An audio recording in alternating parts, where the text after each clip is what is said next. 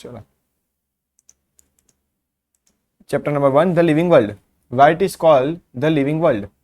Before we start the chapter, you should read the chapter number 1 के left side के अंदर scientist के नाम दिए बच्चे, वो आपको फाइंड करना है। क्लियर? ऐसा नहीं है chapter number 1 the living world आपने रीड कर लिया, आपको चैप्टर नंबर 1 के जो स्टार्ट होता है उसके लेफ्ट पेज के अंदर जो साइंटिस्ट का इंट्रोडक्शन दिया है वो भी आपको रीड करना पड़ेगा। एनसीईआरटी और नीट की एग्जाम जो होती है वो किसी में से भी क्वेश्चन पूछ सकती है। क्लियर? तो फर्स्ट साइंटिस्ट वहां पर लिखा है अर्नेस्ट मेयर।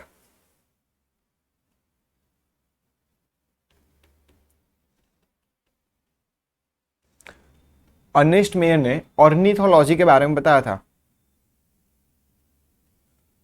ऑर्निथोलॉजी का मीनिंग होता है स्टडी ऑफ बर्ड्स। ऑर्निथोलॉजी का मीनिंग होता है स्टडी ऑफ बर्ड्स, और अर्नेस्ट मेयर को ट्रिपल क्राउन ऑफ बायोलॉजी बोला जाता है।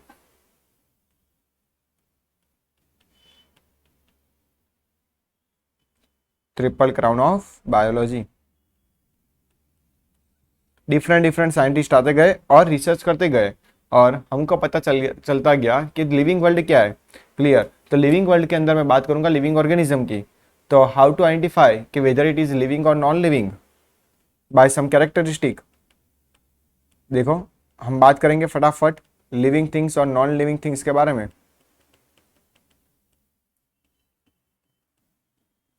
लिविंग थिंग्स के अंदर फर्स्ट क्या होती है? फिजियोलॉजिकल प्रोसेस होती है। लिविंग थिंग्स का जो स्ट्रक्चर होता है वो सेल्यूलर होता है।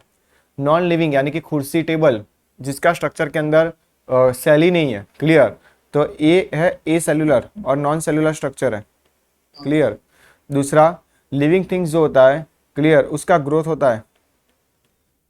नॉन लिविंग का भी ग्रोथ होगा। कैसे? हम सीखेंगे बाद में। हर एक लिविंग थिंग्स रिप्रोडक्शन कर सकता है, यानी कि अपने बच्चा पैदा कर सकता है। क्लियर?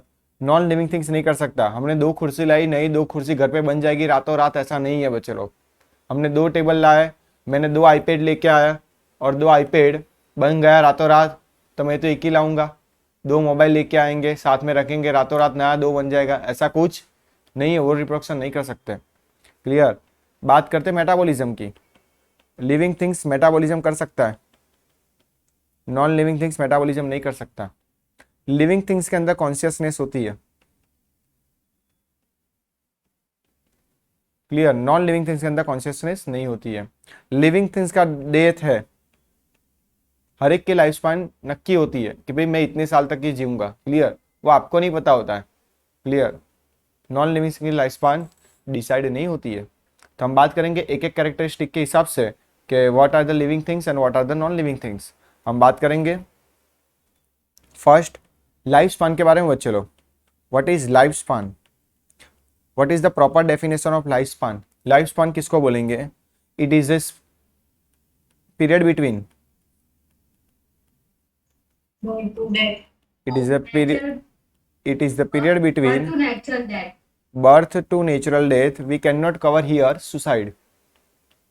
बच्चे लोग, किसी ने सुसाइड कर दिया तो आप भटकोगे रिवर फ्रंट के आजू बाजू, समझोगे।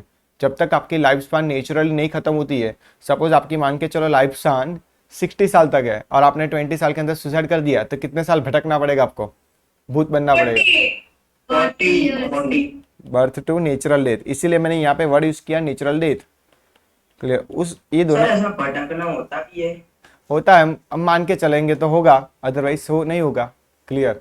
सब कुछ आपके ऊपर है। कोई लोग भूत से डरते हैं, मैं तो भूत से डरता नहीं हूं। क्लियर? मुझे आज तक भूत भी नहीं दिखाई दिया। किसी को दिखा दिया तो बताओ कैसा मैंने भूत देखा है? मैंने चुड़ैल देखी है, वो देखा है, जीन देखा है, मामा देखा है, क्या क्या देखा है पता नहीं लोगों ने। होगा तो मुझे पता नहीं है, मैंने तो आज तक नहीं देखा। क्लियर? तो what is life span? It is a period between birth to natural death. Okay, तो बच्चे लोग हर एक की लाइफ स्पैन अलग अलग होती है। Life span is not depend on their size of animal. Size of animals के ऊपर डिपेंड नहीं है बच्चे लोग। सर कैसे? मैं एग्जाम्पल बताता हूं। आपने देखा होगा क्रो और parrot, crow and parrot. Clear? दोनों की साइज ऑलमोस्ट कैसी है? क्रो भी की साइज कितनी है और पैरोट की साइज कैसी है? ऑलमोस्ट सिमिलर है। थोड़ा 5-10 इंच का फर्क होगा, बहुत फर्क नहीं होगा, ऑलमोस्ट सिमिलर है। क्लियर। बट क्रो की लाइफ स्पैन देखो बच्चे लोग, तो सिर्फ कितने साल तक होती है? 14 ईयर्स। और और ये 140 ईयर्स पैरोट की। पैरोट कितने समय तक जीता है बच्चे लोग? क्लियर। इंसान मर जाता है बट उसका पैरोट नहीं मरता। चलो नेक्स्ट, दूसरा बात बताता हूं। आपने देखा होगा शॉर्टेस्ट लाइफ स्पान बच्चे लोग किसकी है? Shortest life span, anybody knows? Mayfly. Only कितने डेज? उसके अलावा उसके बाद आएगा बटरफ्लाई की life cycle. Very good, 1 to 2 week. Okay बात क्लियर। कोई भी लिविंग थिंग्स होगा तो वो पहले उसके अंदर पीरियड होता है बच्चे लोग।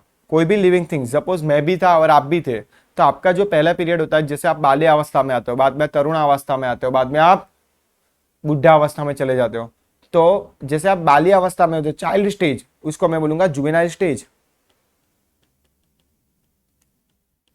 जुवेनाइल स्टेज के अंदर मान के चले कोई प्लांट है, आप हो, तो आपके ऊपर धीरे धीरे धीरे आपकी ब्रांचेस बनती जाएगी।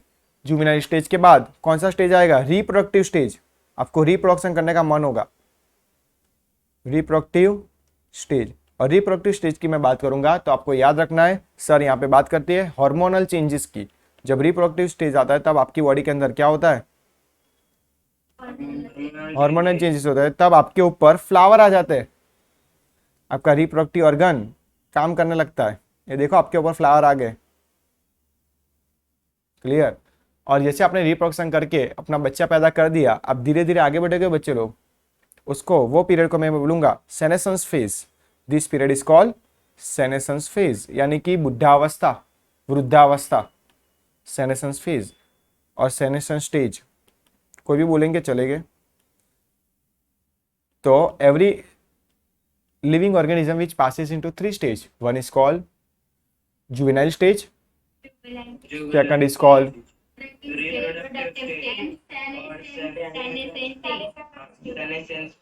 very good। मैं बात करता हूं बच्चे लोग, जब एनिमल की बात करूंगा तो मैं यहाँ पे वर्ड यूज करने वाला हूं जुवेनाइल स्टेज।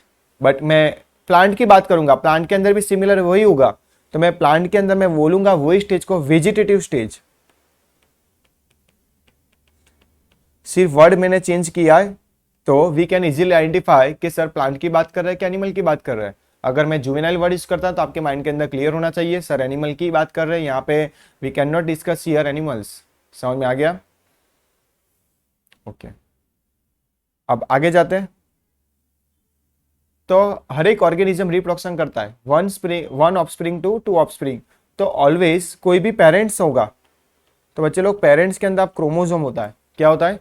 पेरेंट्स के अंदर डीएनए होता है, और डीएनए किसके अंदर होता है? क्रोमोजोम होता है। डीएनए के क्रोमोजोम बोलते हैं। क्लियर। अगर मैं ह्यूमन की बात करूं बच्चे लोग, क्लियर, ह्यूमंस के अंदर 46 क्रोमोजोम है, यानी कि मैं मान के चलूं 23 पेयर्स लिख सकता हूं यहाँ पे। Okay very good. आप ध्यान से देखो, तो हमने उसको मान के चला कि भाई लिविंग है। क्लियर। बट हम लिविंग की कैरेक्टरिस्टिक एक एक बात हम सीखेंगे।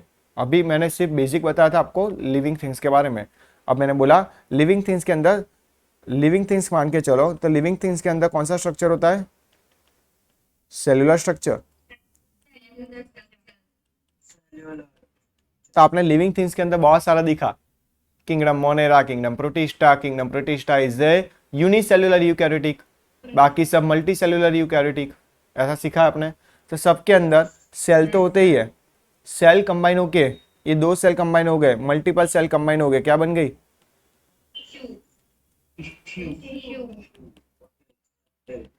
टिश्यू।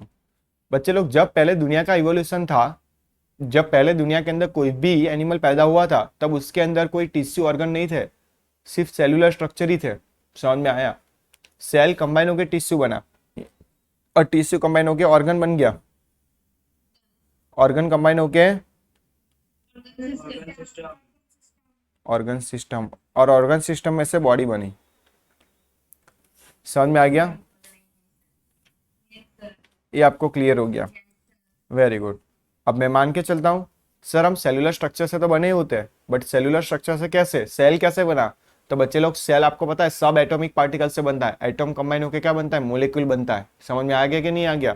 तो ऐसी तरीके से धीरे धीरे धीरे धीरे दुनिया चलती गई, धीरे धीरे हम पैदा होते गए। जब साइंटिस्ट ने रिसर्च किया कि भाई सेल कैसे पैदा हुआ, सबसे पहले लाइव सेल किसने देखा था? Anton Leeuwenhoek, Anton von Leeuwenhoek.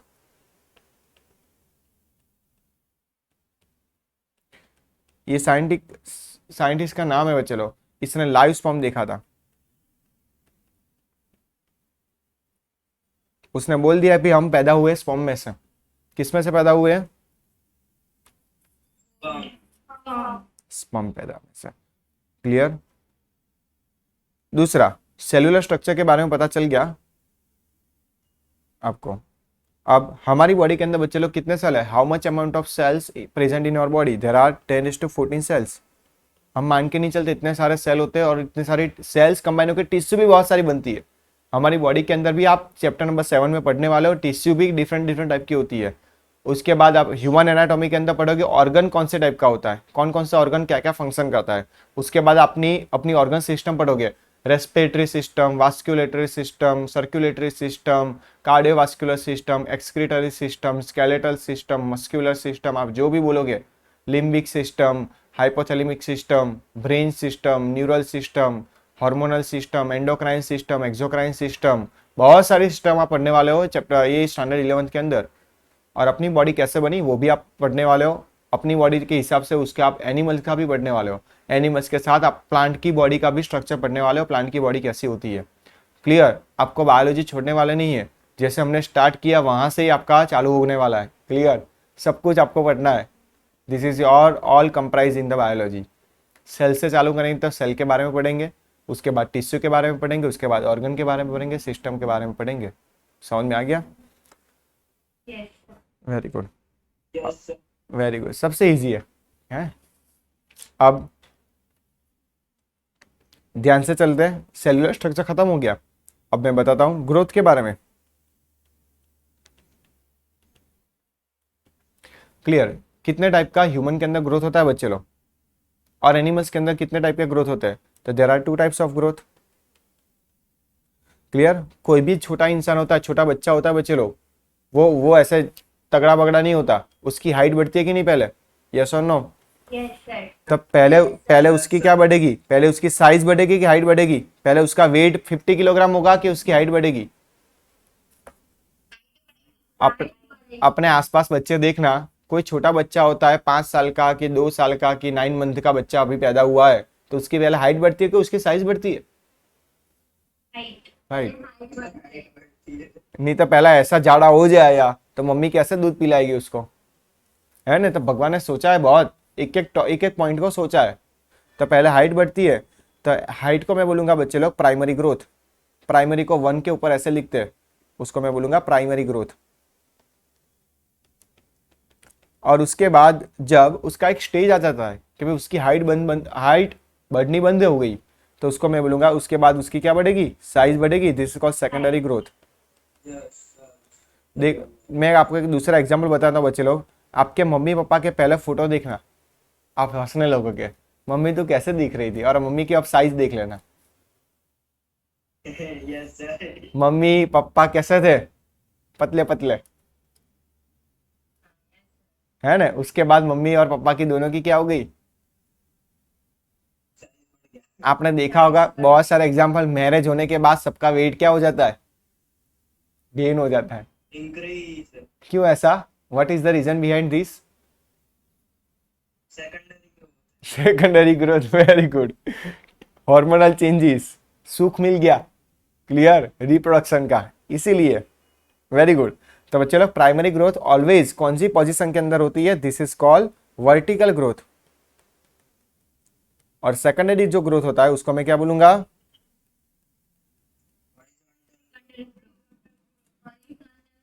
Okay, very good, ये आपको समझ में आ गया। अब दूसरे टाइप की भी साइंटिस्ट ने क्लासिफिकेशन दी है, ऐसा नहीं है primary growth, secondary growth, vertical growth, horizontal growth. Scientist ने बोला कि भाई लिविंग थिंग्स के अंदर ग्रोथ होता है, नॉन लिविंग के अंदर भी ग्रोथ होता है। सर कैसे? लिविंग के अंदर भी ग्रोथ होता है और नॉन लिविंग के अंदर भी ग्रोथ होता है। अब लिविंग के अंदर ग्रोथ होता है कैसे, मैं बताता हूं। जैसे आपने खाना खाया, जैसे आपने यहां से खाना खाया, पिज्जा, बर्गर, दाबेली, चीज, वड़ा पाव, दाबेली, क्लियर। और अपना खाना अपनी बॉडी के अंदर गया, बॉडी के अंदर गया यानी कि इनसाइड दी बॉडी गया, और मसल्स के अंदर प्रोटीन स्टोर हो गया, तो आपके मसल्स गेन हो गए। तो आपकी बॉडी के अंदर ग्रोथ कहां पर हुआ बच्चे लोग? inside the body. और नॉन लिविंग के अंदर भी ग्रोथ होता है। आपने यहाँ पे कुछ बाहर से डाला है, आपने डाला है, अपने आप नहीं गया अपने शरीर के अंदर। जैसे मैं बताता हूँ माउंटेन, तो माउंटेन के अंदर भी आप कुछ डालो। मैं बताता हूँ भाई, जैसे हमारी बॉडी के अंदर हम खाना डालते हैं, जैसे माउंटेन के अंदर भी डालो, दिस इज कॉल्ड माउंटेन। तो माउंटेन के अंदर भी डालोगे तो उसका क्या होता रहेगा, बट Increase of उसकी अंदर की साइड नहीं हुआ, ये उसकी कौन सी साइड हुआ, बाहर की साइड हुआ। तो इसलिए मैं उसको बोलूंगा ऑन दी सरफेस, क्लियर। तो लिविंग के अंदर इनसाइड दी बॉडी हुआ, नॉन लिविंग के अंदर ऑन दी सरफेस हुआ। तो लिविंग के अंदर जो ग्रोथ होता है उसको मैं बोलूंगा इंट्रिंसिक ग्रोथ। इंट्रिंसिक का मीनिंग होता है इनसाइड दी ग्रोथ। और नॉन लिविंग के अंदर जो होता है उसको मैं बोलूंगा एक्सट्रिंसिक ग्रोथ। तो आपको दो तरीके से ग्रोथ पता चल गया। अब एग्जाम के अंदर कंफ्यूजन क्या आ रहा है, एनसीईआरटी ने तो इतना सारा भी नहीं लिखा हुआ है। चलो मैं आपको बताऊंगा कि लिविंग लिविंग प्रॉपर्टी शो कर रही है, लिविंग लिविंग थिंग्स शो कर रहा है एक्सट्रिंसिक ग्रोथ, यस और no. Does the living thing shows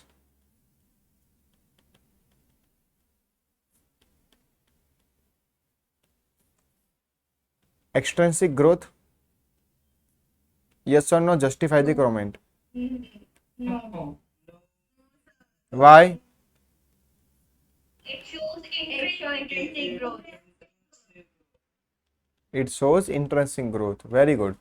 अब बच्चे लोग ग्रोथ को ऐसा तो मैं बोल सकता हूं कि सर आपने बोला कि हाइट भी बढ़ती है, तो देखो आपकी हाइट भी बढ़, आपने खाना खाया समर की सीजन के अंदर, कैरी, भिंडा का साग, पूरी, बटेका खा खा के अपने शरीर जोरदार कर दिया, हैवी कर दिया घर पे बैठ बैठ के लॉकडाउन के अंदर, तो आपकी हाइट भी बढ़ गई और आपकी साइज भी बढ़ गई।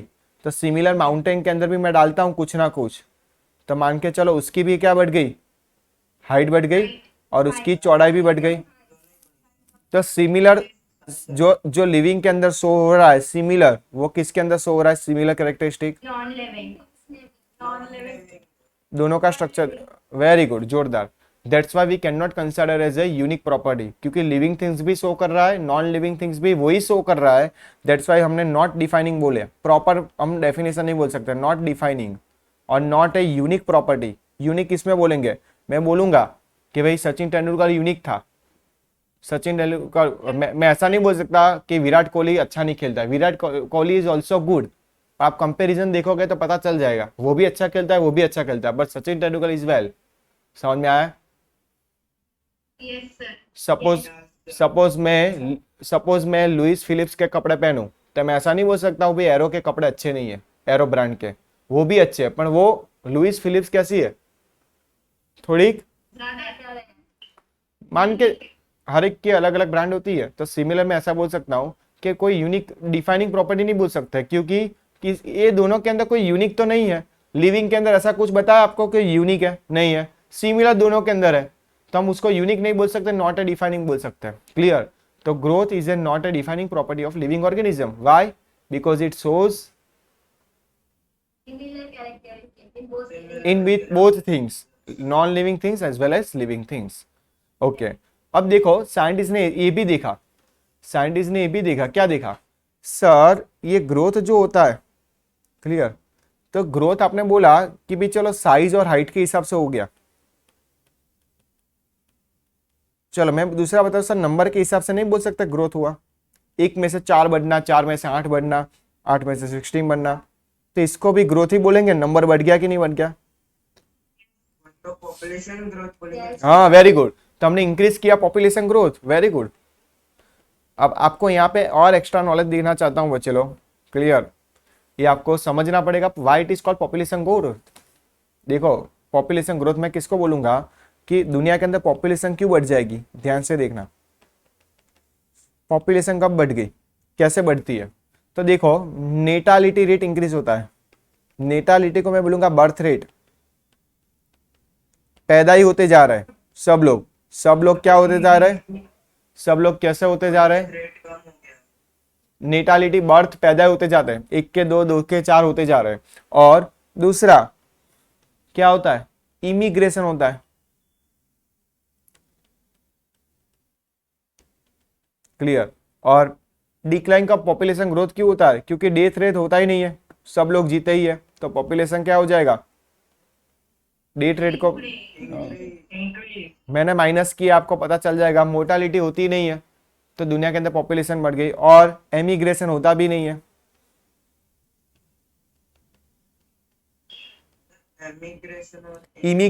इमिग्रेशन यानी कि बाहर से कोई आता है, सपोज कनाडा के अंदर लोग जाने लगे तो कनाडा के अंदर पॉपुलेशन इंक्रीज हो गई। क्लियर।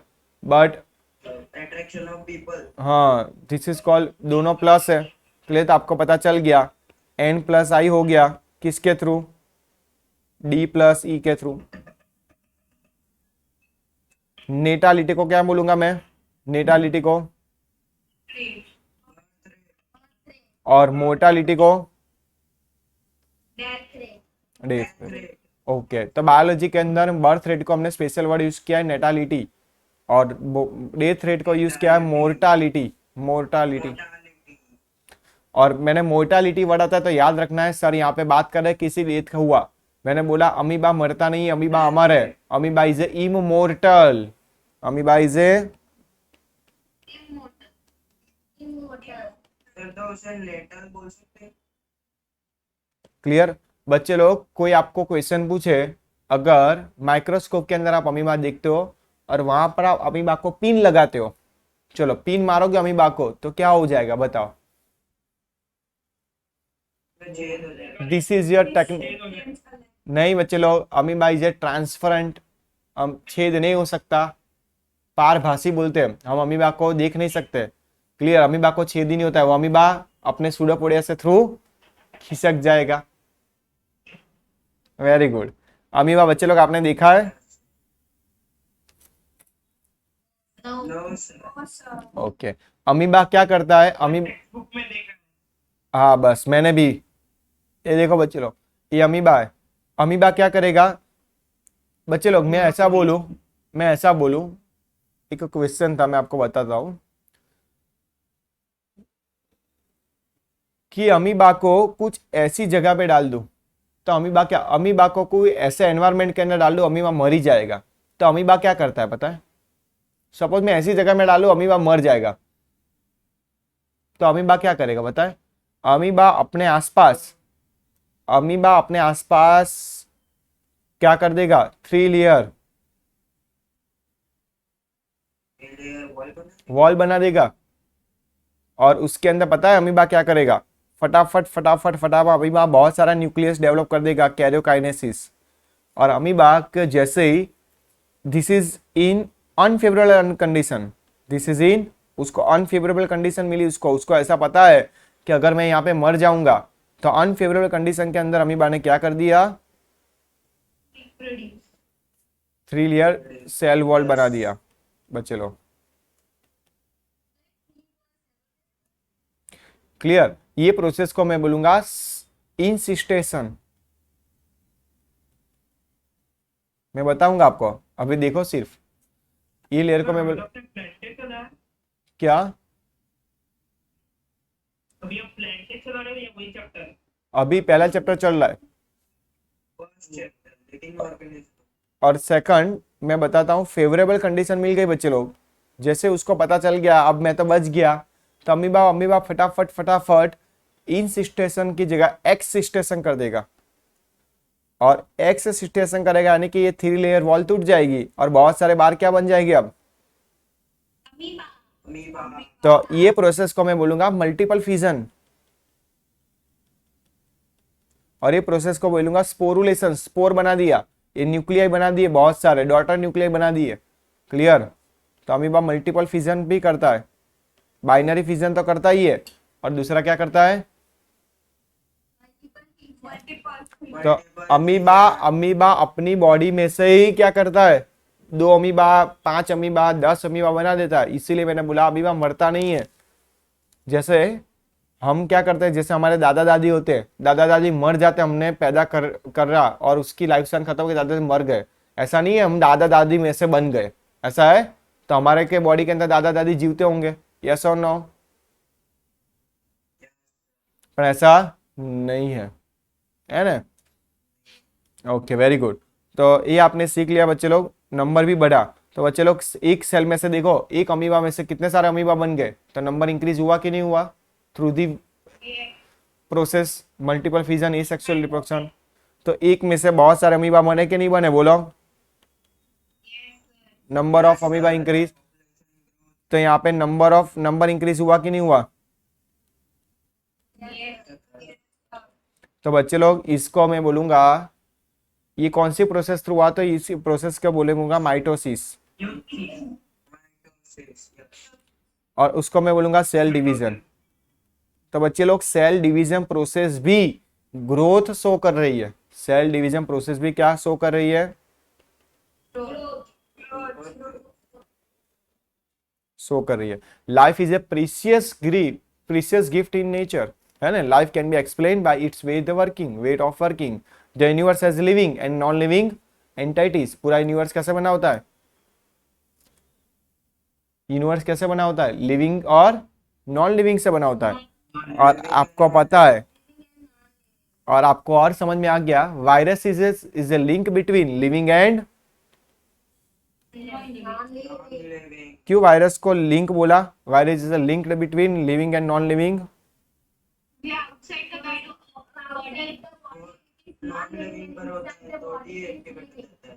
Okay, very good. तो बच्चे लोग आपको पता चल गया, ग्रोथ के अंदर क्या होता है? तो ग्रोथ के अंदर दो अपोजिट कैरेक्टर है। ग्रोथ के अंदर दो अपोजिट कैरेक्टरिस्टिक है। एक हुआ size and number, both are opposite. Clear? तो दोनों क्या कर रहा है? ग्रोथ शो कर रहा है। तो साइज और नंबर कैसे ऑपोजिट हो?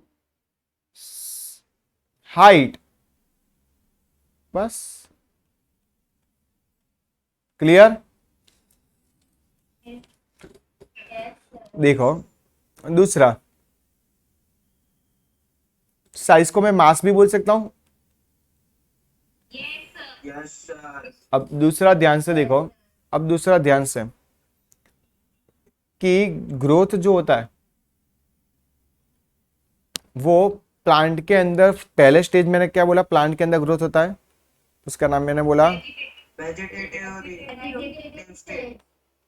उसके अंदर उसका ग्रोथ एकदम जोरदार होगा। रिप्रोडक्टिव स्टेज के अंदर मीन्स उसका ग्राफ देखोगे बच्चे लोग, तो देखो एक ग्राफ मान के चलो, ये टाइम बिटवीन ग्रोथ, ये मान के चलता हूं। क्लियर? तो पहले धीरे धीरे इतनी सारी हाइट नहीं बढ़ेगी, बट रिप्रोडक्टिव स्टेज ऐसा आएगा, अचानक से उसकी हाइट क्या हो जाएगी? बढ़ जाएगी। तो ये जो धीरे धीरे स्टेज होगा उसको मैं लेग फेस बोलूंगा, जो फटाफट बढ़ती है उसको लॉग फेस बोलूंगा, और उसको मैं बोलूंगा एक्सपोनेंशियल फेज। यस और नो? एक्सपोनेंशियल। और उसके बाद मेरी हाइट अब बंद हो जाएगी बच्चे लोग बढ़नी, तो मैं क्या बोलूंगा? Steady stage. मैं स्टेडी स्टेज में आ गया। प्लेटू स्टेज, क्या बोलूंगा? प्लेटू यानी कि स्टेडी। तो बच्चे लोग ये जो ग्राफ बनता है वो सिग्मोइड शेप बनता है। ये जो ग्राफ बनता है वो कौन सा शेप बनता है? और उसको एस शेप बोलूंगा। याद रखना है, sigmoid shape always S shaped. कोई भी लिविंग ऑर्गेनिज्म का ग्राफ आप देखोगे तो एस शेप ही होगा, उसको हम सिग्मोइड शेप भी बोलेंगे। तो आपने ग्रोथ के बारे में दूसरा भी बताऊंगा। सर ग्रोथ के अंदर बोला बायोलॉजी एक्सेप्शनल साइंस है, तो सर हम बात करते हैं कि बॉडी के बाहर भी ह्यूमन लिविंग के अंदर ग्रोथ होता है। Actually on the outside of the body किसके अंदर होता है? आउटसाइड दी नॉन लिविंग पर मैं बताता हूँ बच्चे लोग, आउटसाइड जो होता है वो लिविंग के अंदर भी होता है। कैसे? तो के sir, in the test tube, in the, और ये टेक्निक को मैं बोलूंगा आईवीएफ, इन विट्रो फर्टिलाइजेशन।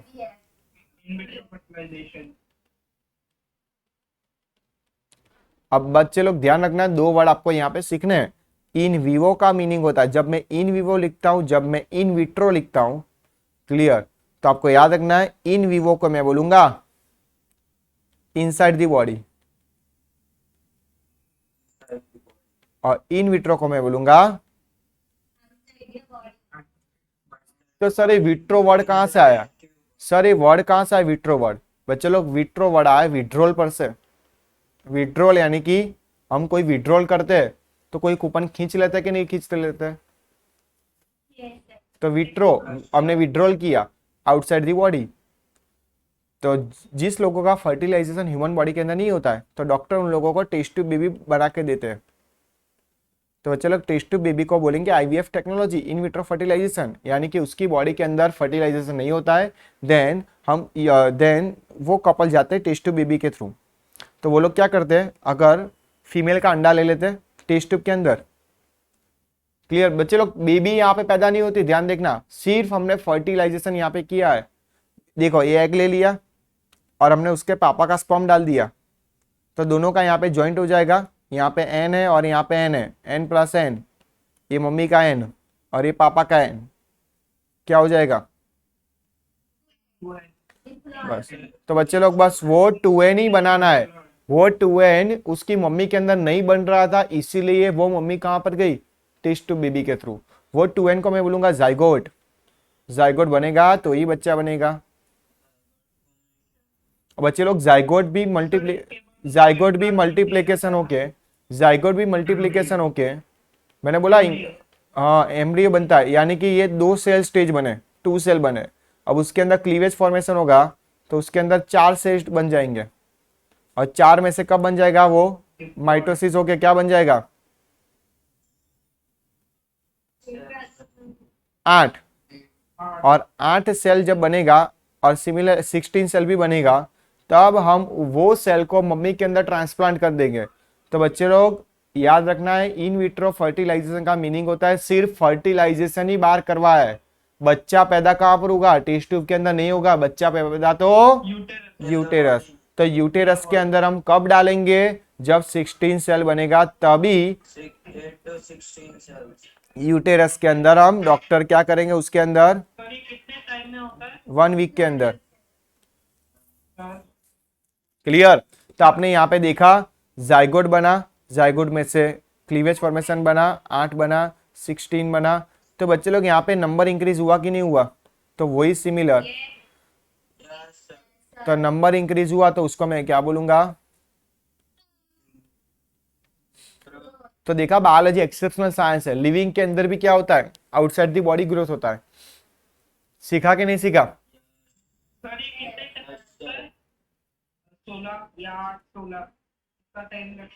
1 वीक, समझ में आ गया?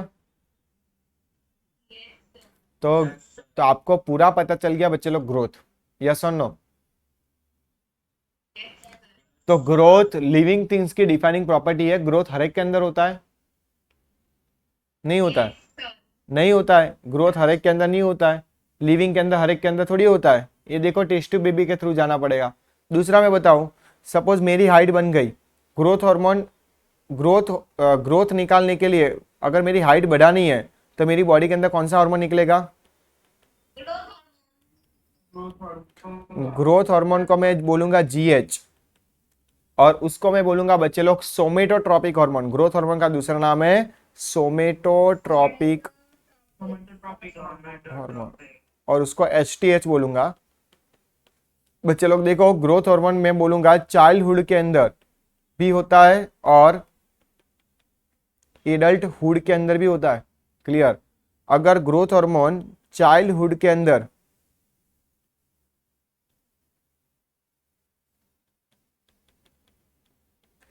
ज्यादा इंक्रीज हो गया, अगर 5 साल का बच्चा है और उसकी हाइट मेरी जैसी हो गई, क्लियर। तो उसको मैं बोलूंगा जाइजेंटिज्म। क्या बोलूंगा? जायंट का मीनिंग होता है राक्षस, कदावर, जोरदार। एकदम 5 साल का लड़का मेरे जैसा दिखेगा, 7 साल का लड़का मेरे जैसा दिखेगा, क्योंकि ग्रोथ हार्मोन का लेवल उसकी बॉडी के अंदर क्या हो गया है? एक्सेसिव बढ़ गया है। अगर अगर वही चाइल्डहुड के अंदर ग्रोथ हार्मोन डिक्रीज हो गया तो मैं बोलूंगा ठिंगना, मैं बोलूंगा ए बटका, बटका, ठिंगना, ड्वार्फिज्म। आप बोलते हो न, ये तो बटका है। हाँ हाइट नहीं, हाँ हाइट नहीं बढ़ेगी। क्लियर। दूसरा, अब ग्रोथ हार्मोन एडल्टहुड के अंदर अगर मेरे जैसे बॉडी के अंदर, अगर मैं मान के चलूं मेरी बॉडी के अंदर भी और बढ़ता जा रहा है तो मैं खली जैसा दिखूंगा। खली देखा है WWE में? तो एडल्टहुड के अंदर इंक्रीज हो गया, उसको मैं बोलूंगा एक्रोमेगाली। मेगाली का मीनिंग होता है एनलार्जमेंट, जिसके पीछे मेगाली वर्ड आता है। लाइफ टाइम बायोलॉजी के अंदर याद रखना, जब आप MBBS में जाओगे तब भी आप मुझे याद करोगे, हाँ सर ने सिखाया था बच्चे लोग, क्योंकि बायोलॉजी आपको वर्ड से ही सीखना है। रट्टा मार के सीखोगे पता ही नहीं चलेगा। एक्रोमेगाली, मेगाली का मीनिंग होता है एनलार्जमेंट। चलो आपके प्रैक्टिस के लिए मेगाली मेगाली वाले वर्ड ले लेते हैं। Basic concept of the 11th standard at the root level of biology. बच्चे लोग रूट लेवल से आपको बायोलॉजी सीखना है, क्योंकि आपके जो प्राइमरी टीचर थे उन लोगों ने रट्टा मार मार के सिखा दिया। क्लियर। आपको बेसिक यहां से सीखना है। मेगाली का मीनिंग होता है,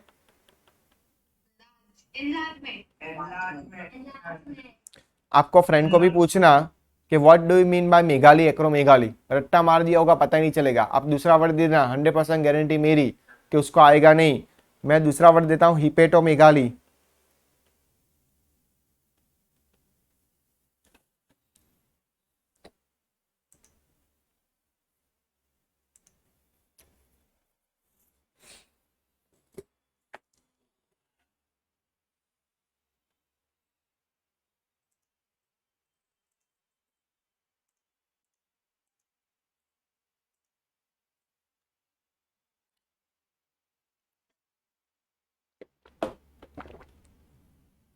Recording in progress.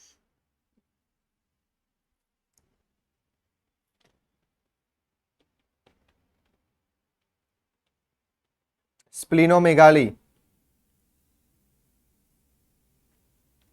कार्डियोमेगाली,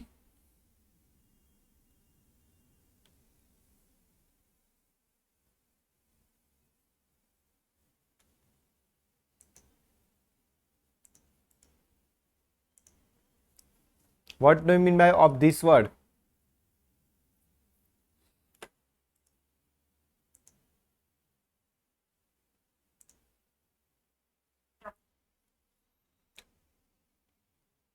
चलो मेरे प्यारे बच्चे बताओ।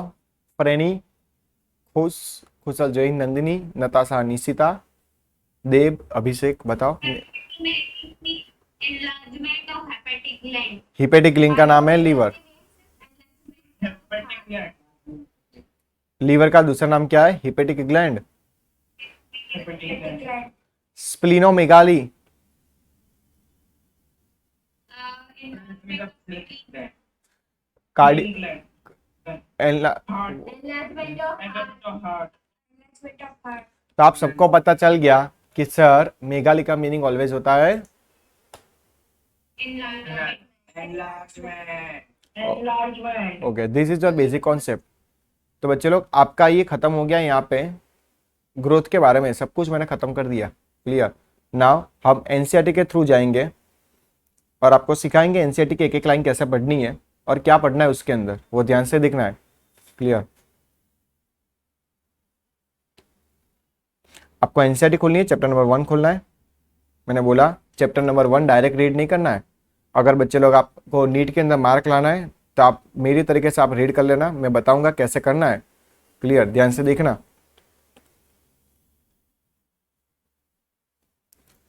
देखो जैसे आप कोई भी चैप्टर चालू करते हो बच्चे लोग, बायोलॉजी पूरा डिवाइड किया हो यूनिट 9 के अंदर। क्लियर। ये हम जब सीखेंगे तो हम पूरा यूनिट 1 एक ही साथ चलाएंगे। आपके स्कूल के जैसा मैं चलाने वाला नहीं हूँ स्कूल वाले चैप्टर नंबर 16 चालू करेंगे, उसके बाद चैप्टर नंबर 8 चालू करेंगे, चैप्टर 2 चालू करेंगे, जो भी आया। बच्चों लोग ऐसा नहीं है, बायोलॉजी के अंदर नीट की तैयारी करनी है तो स्कूल को ओमिट कर दो, स्कूल की तैयारी उसकी चिंता मत करो। क्लियर? जो स्कूल के अंदर भी ध्यान दोगे तो नीट का कुछ होने वाला नहीं है। आप नहीं ये साइड के रहोगे वो साइड के रहोगे, तो कोई भी एक जगह भी आपको ध्यान देना है। क्लियर? पूरा बायोलॉजी 9 यूनिट के अंदर डिवीजन किया गया है, तब मान के चलो 90 क्वेश्चन बायोलॉजी के अंदर आते हैं, डिवाइड बाय 9, तो हर एक यूनिट में से कितने क्वेश्चन आने की प्रोबेबिलिटी होती है? 10। तो बच्चे लोग आपका ये सेकंड चैप्टर तो अच्छी तरीके से मैंने खत्म कर दिया, उसमें कोई डाउट नहीं है। क्लियर? इसके बाद हमने फर्स्ट भी मैं फिर से चलाता हूँ, फर्स्ट भी खत्म कर दूंगा, सिलेबस की चिंता करने की कोई जरूरत नहीं है। थर्ड और खत्म करेंगे तो आपको कॉन्फिडेंस आ जाएगा, क्योंकि जो बच्चे लोग यहाँ पे नाम दिया है diversity in the living world, क्योंकि बच्चे लोग ये चैप्टर छोड़ के आप 15वें चैप्टर में चले जाओगे तो आपको डाइवर्सिटी पता नहीं चलेगी। सर बायोलॉजिकल क्लासिफिकेशन सिखाया, तो मैंने बायोलॉजिकल क्लासिफिकेशन सिखाया तो आपको पता चल गया। अब धीरे धीरे और समझ में आ रहा है चैप्टर, आ रहा है कि नहीं आ रहा है? क्योंकि चैप्टर में 1 और ग्रोथ के बारे में समझ में आ रहा है। तो पूरा यूनिट बच्चे लोग आपको कोई भी ऐसा नहीं है, मैं बोलता नहीं हूँ कि यूनिट 1 ही पहले लेना है, आप कोई भी यूनिट लो, सेल स्ट्रक्चर एंड फंक्शन लो बच्चे लोग, तो आपको पूरा 8, 9, 10 चैप्टर साथ में खत्म करना है। तो एक दूसरे के साथ वो को रिलेट में, इसीलिए एनसीईआरटी ने उसके अंदर ग्रुप में रख दिया है यूनिट 3, यूनिट 4, यूनिट 5। क्लियर? तो एक यूनिट में से बच्चे लोग 10 क्वेश्चन आने वाले, वो 100% फिक्स है। क्लियर? और लोगों को एनसीईआरटी रीड करना ही नहीं आती है, बाद में बोलते सर मुझे नीट करना है, मार्क नहीं आते। बच्चे लोग नहीं आएंगे, डेफिनेटली मार्क नहीं आएंगे। आप कोई भी मटेरियल जाके रीड कर लो, कोई भी कोचिंग इंस्टीट्यूट का मटेरियल आपके पास, पूरी नोट भी पड़े होंगे, पूरा एक रूम भी भरा होगा, तो अभी आपके मार्क नहीं आएंगे, क्योंकि आपकी जो एग्जाम लेने वाली है एनसीईआरटी एनटीए लेने वाली है। आधे लोगों को पता ही नहीं है कि क्या रीड करना है। सब लोग बोलते सर मॉड्यूल मॉड्यूल मॉड्यूल, मैंने भी मॉड्यूल दिया बच्चे लोग, सब मॉड्यूल में से रीड नहीं करना, आप बार बार रीड करो, एक्स्ट्रा इन्फॉर्मेशन बाजू में लिखते रहो। अदरवाइज एनसीईआरटी की जो बुक है उसके अंदर स्पाइरल करा दो, अगर ज्यादा इन्फॉर्मेशन आ रही है, अगर नहीं आता है वहां पर, तो बीच में व्हाइट पेज लगा दो और एक ही बुक लेके घूमो, बार बार उसके हाईलाइटर लगाओ, स्टिकी नोट्स लगाओ, कुछ ना कुछ रीड करते ही रहो। क्लियर बच्चे लोग? ये सही प्रैक्टिस है बायोलॉजी की रीड करने के लिए। क्लियर? आप कोई भी नीट रैंकर का आप इंटरव्यू देखोगे यूट्यूब के ऊपर, तो डेफिनेटली वही बोलेगा कि बायोलॉजी के अंदर कोई एक्स्ट्रा करने की जरूरत नहीं है। मैं भले आपको इतना सारा एक्स्ट्रा कराता हूँ नॉलेज के लिए, क्लियर, बट वो करने की जरूरत नहीं है। आप जैसे स्टार्ट करते हो बच्चे लोग, जो देखो चैप्टर स्टार्ट करते हैं unit 1 diversity in the living world, तो बच्चे लोग उसके अंदर आप देखो एनसीईआरटी के अंदर लिखा है chapter number 1 the living world, chapter number 2 biological classification, chapter number 3 plant kingdom, chapter number 4 animal kingdom. ये आपको बच्चे लोग ध्यान से देखना पड़ेगा। यहाँ पे कैसे रीड करते हैं देखो, आपको ध्यान से देखना है, कोई रीड ही नहीं करता है direct sir chapter number 1 start कर लो, बस चैप्टर नंबर 1 यहाँ से स्टार्ट कर दिया। बच्चे लोग नहीं, बायोलॉजी में कहीं से भी क्वेश्चन आ सकते हैं, एनसीईआरटी में से लाइन टू लाइन क्वेश्चन आ सकते हैं। क्लियर? तो आप पहले हम रीड कर लेते हैं फटाफट। Biology is the science of life forms and living process, ये आपको पता चल गया। बायोलॉजी एक life forms and living process है। The living world comprise of the amazing diversity in the living organisms. Clear? दुनिया के अंदर लिविंग ऑर्गेनिज्म के डिफरेंट डाइवर्सिटी है। हम दुनिया के अंदर पता ही नहीं क्या क्या देख सकते हैं, प्लांट भी देखते हैं, एनिमल भी देखते हैं, फंगाई, सब लिविंग ही है। Early man could easily perceive of different between inanimate matter and living organism, यानी कि नॉन लिविंग और लिविंग को हमने पता चल गया। उसके बाद हमने देखा inanimate matter like wind, sea और फायर हमने देखा है। For among the animals and plant a common features of all such form inanimate और animate objects was the sense of awe and fever that they evoke. Clear? ये आपको देखना है कि उसको कॉन्शियसनेस होती है, उसको डर की बीक लगती है। क्लियर? किसको? लिविंग को। The description of living organism include the human beings being much a later of human history, societies which indulged the anthropocentric view of biology could register limited progress of biological knowledge। समझ में आया? Anthropocentric का meaning मैं बताऊंगा, हमको धीरे धीरे हमको पता चलेगा। क्लियर? कि एक्चुअली बायोलॉजी क्या है। एक्चुअली सिस्टेमिक क्लासिफिकेशन हमने दे दिया। Clear? Monumental description of life from brought in the out of necessity, detail the systems and identification, nomenclature and classification, ये चैप्टर के अंदर सीखने वाले हो। क्लियर? हर एक चैप्टर, चार चैप्टर के अंदर क्लासिफिकेशन, नोमेनक्लेचर, आइडेंटिफिकेशन सीखने वाले हो। अगर आपको पता चल गया ये ग्रीन कलर का है, तो ग्रीन कलर की एल्गी भी हो सकती है, ग्रीन कलर का प्लांट भी हो सकता है। क्लियर? ग्रीन कलर का बटरफ्लाई भी हो सकता है। The biggest spin of such studies was recognition of the sharing of similarity among the living organism both horizontally and vertically, that all present day the living organism related to each other and also to all organisms they evolve the earth। Clear है? आपको ऐसे तरीके से आराम से read करना है, उसके बाद जो मैंने रीड करके यहाँ पे बता दिया, अर्नेस्ट मेयर बच्चे लोग, अर्नेस्ट मेयर को मैंने बोला ट्रिपल क्राउन ऑफ बायोलॉजी, यहाँ पे लिखा है एनसीईआरटी में से कोई बार क्वेश्चन आ गया था, कौन सी साल के अंदर क्वेश्चन आया था मुझे पता नहीं है, पर एक क्वेश्चन आ गया था इसलिए मुझे याद है।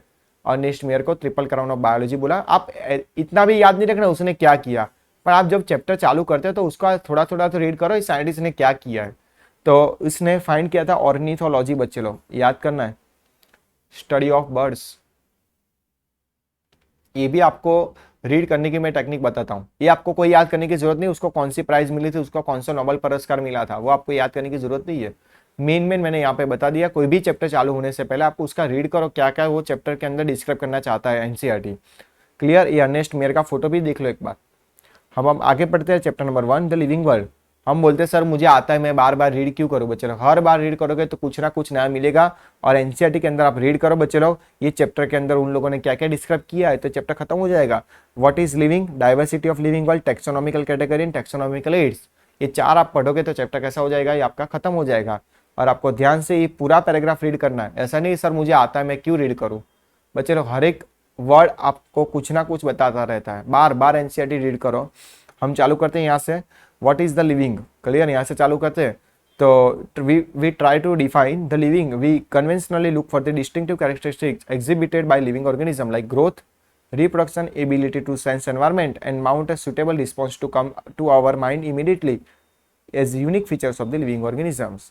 अब उसमें से हम बात करेंगे कि भाई one can add a few more features like metabolism, ability to self replicate, वो अपने जैसा पैदा कर सकता है, सेल्फ रेप्लिकेशन हो सकता है, सेल्फ ऑर्गेनाइज कर सकता है, इंटरेक्ट कर सकता है, and emergence to this list.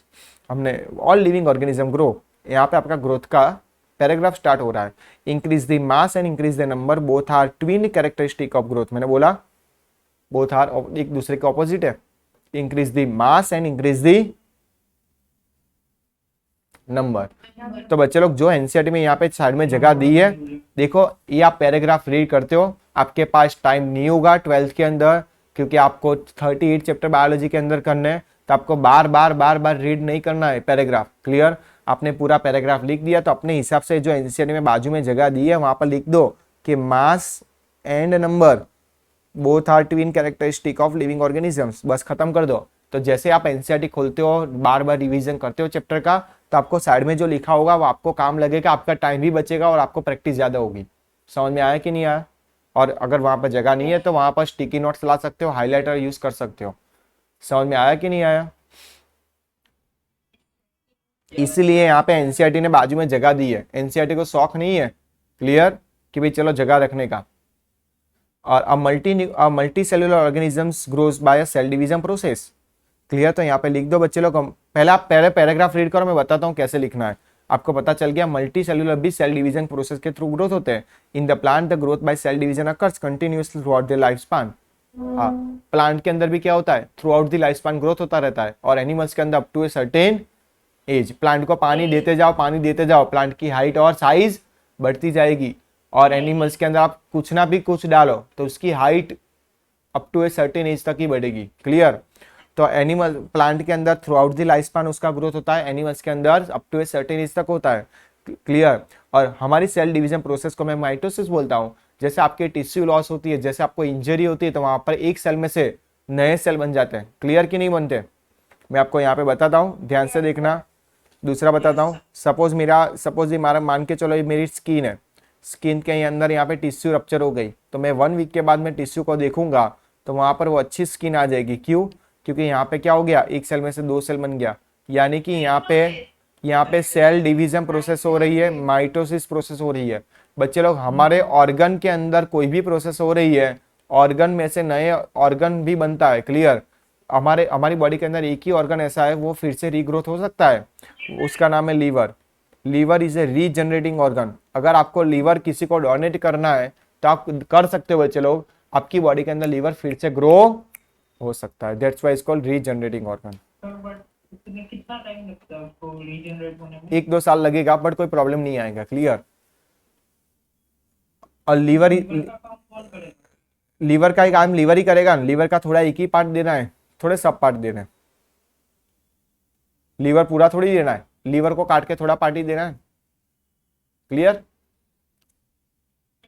और liver is a largest gland in our body. Liver सबसे लार्जेस्ट ग्लैंड है बच्चे लोग लार्जेस्ट ग्लैंड एग्जाम के अंदर देखो, आप एनसीईआरटी बार बार रीड करना, लार्जेस्ट ग्लैंड पूछेंगे तो लीवर लिखना चाहिए। अगर मैं वहां पर लॉन्गेस्ट लिख दूंगा तो आपको पता चल जाना चाहिए सर स्किन की बात कर रही है, स्किन। क्लियर? ये करोड़पति में क्वेश्चन आ गया था 2019 के अंदर, Kaun Banega Crorepati, on Sony TV live app. Clear? Sir ये भी याद है? चलो याद तो रखना ही पड़ेगा, बायोलॉजी के क्वेश्चन ही आते, बाकी सब तो मुझे आते ही नहीं है। Very good. आपको पता चला कि प्लांट के अंदर कैसा होता है through out the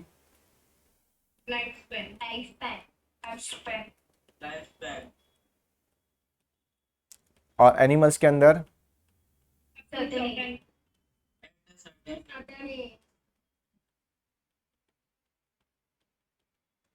very good. अब आगे रीड करते, ध्यान से देखना। यहाँ पे देखो, यूनिसेलुलर ऑर्गेनिज्म भी ग्रो करते हैं। कैसे? अमीबा मैंने बताया, सेल डिवीजन प्रोसेस थ्रू। और आपने देखा होगा one can easily observe that in vitro culture the simply continue the number of cell division in the microscope. हम माइक्रोस्कोप के अंदर इन विट्रो कल्चर यानी कि टेस्ट ट्यूब बेबी के अंदर देख सकते हैं।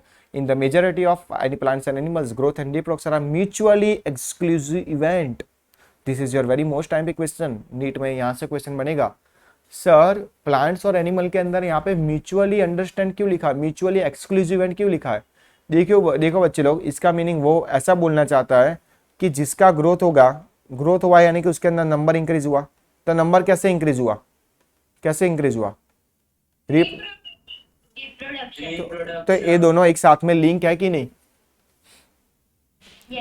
तो एग्जाम के अंदर क्वेश्चन बन सकता है कि blank and blank are mutually exclusive event, तो आंसर क्या आएगा?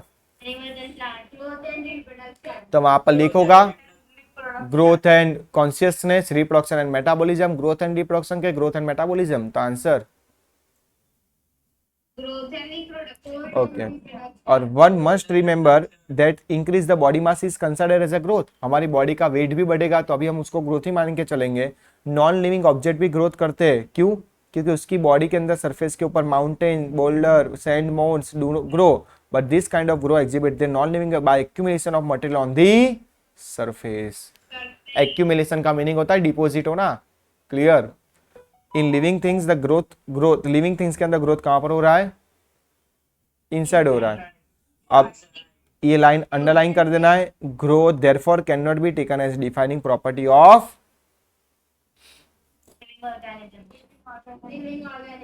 Very good. और डेड ऑर्गेनिज्म का भी ग्रोथ नहीं हो। तो बच्चे लोग आपने क्या क्या सीखा यहाँ पे लिख दो, ये पैराग्राफ लिखा तो आप लिख देखते हो बच्चे लोग। प्लांट के अंदर लाइफ स्पान होता है, देखो मैं कैसे लिखता हूं, एक ही बताऊंगा, बार बार एनसीईआरटी रीड करके नहीं बताऊंगा। एनिमल्स के अंदर up to a certain age होता है, आईवीएफ के अंदर भी देखने को मिलता है। दूसरा लिविंग के अंदर इनसाइड दी बॉडी होता है, इंट्रिंसिक ग्रोथ होता है। मेरी भी नॉट यहाँ पे ऐड कर लेना। नॉन लिविंग के अंदर आप एक्सट्रिंसिक ग्रोथ होता है। Clear? Growth and reproduction both are mutually exclusive है। क्लियर? दूसरा आपने सीखा size and number both are twin characteristic है।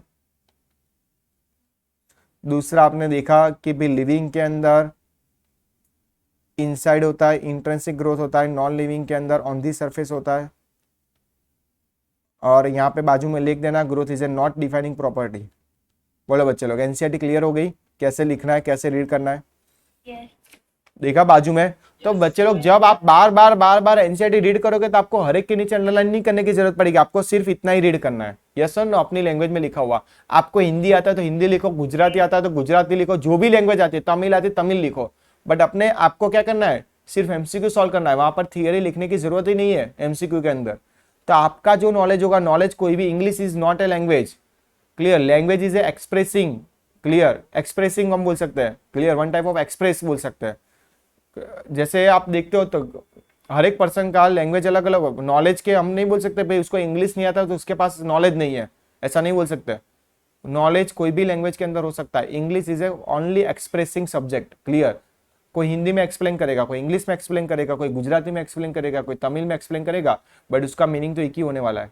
समझ में आया? तो आप बच्चे लोग यहाँ पे अपनी कोई भी लैंग्वेज आती है आप लिख दो, क्लियर, और आपको वही बार बार रीड करना है। समझ में आया कि नहीं आया? तो ये आपका ग्रोथ कंप्लीट हो गया। Clear? Yes, sir.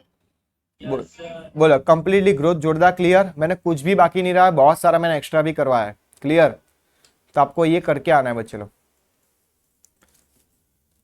Yes, sir. Okay, मजा आ गई सबको कि नहीं मजा आई? Yes, sir. Yes, sir. Yes, sir. Sir एक डाउट है